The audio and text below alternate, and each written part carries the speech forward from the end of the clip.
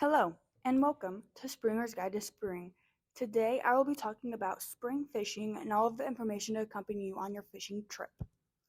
The water is warming up from light rays beginning to penetrate the water.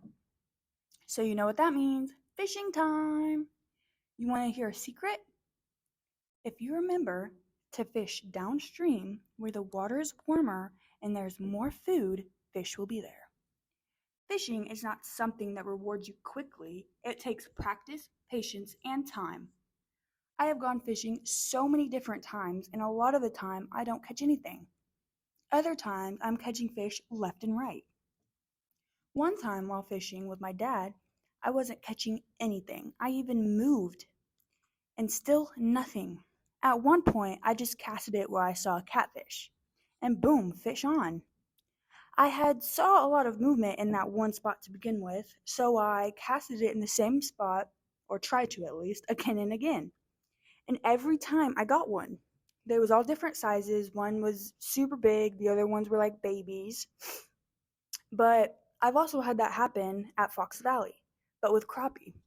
I could have probably caught like 20, but my line broke and it had bird nested in my reel.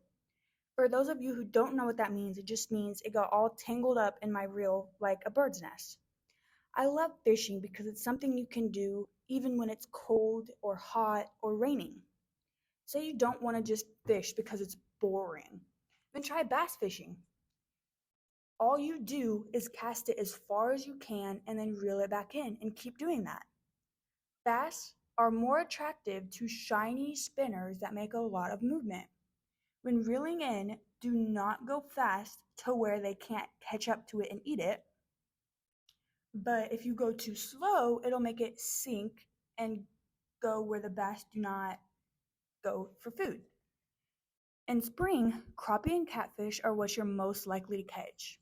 When setting the hook, you don't just whip it up because the fish could have got off or wasn't even fully on. You want to wait until the hook is fully in their mouth, and if it is, the tip of the rod will be going up and down. When it pulls down, it's eating the bait, and when it goes up, they're not eating anymore, and they're not even on the hook.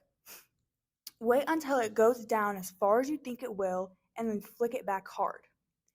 Once you flick it back and reel it in, do not reel it in with the tip facing down. Keep the tip up so the fish cannot get off. Bait is also really important. There are so many different kinds of baits that you can use for so many different kinds of fish. You can't just put a hook in the water and expect to get one because I promise you, you won't. If you are fishing for catfish, there are loads of different bait that you can use, and they all are different. Like stink bait, which is just a whole bunch of rotted food put together, and minnows, which you can catch, which is a different kind of fishing for that, and worms, which can be easily found in the morning after it rains. Fish do not like loud sounds, so talking a lot or loudly can scare them away. If you do not think you can be quiet or keep your voice down, places like under a bridge where it's kind of loud and cars are passing, you can talk because they're used to it or they're used to sound. Um, Fish are very smart and learn quickly.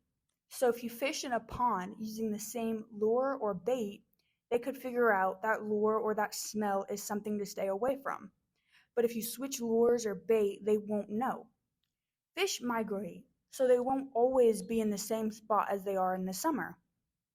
When I was little, like 10, my grandpa took me and my little sister to a fish for kids competition thing, where kids fish and have competitions. The kids will try to catch the biggest fish or the most at the end of the 2 hour. They mark up the total and see who has the biggest and who has the most. And when that's all done, every single kid that participated gets something. Like I got a tackle box. My dad is very good at fishing. Um, when he casts it, when he casts his reel, it'll go wherever he wants. And I asked him how he learned to do that. And he told me he just put a hula hoop or a circle thing in his yard and backed up like 20 feet and just practiced casting it into the hoop or the circle So his aim got better, and so where he wanted it to cast it, that's where it went.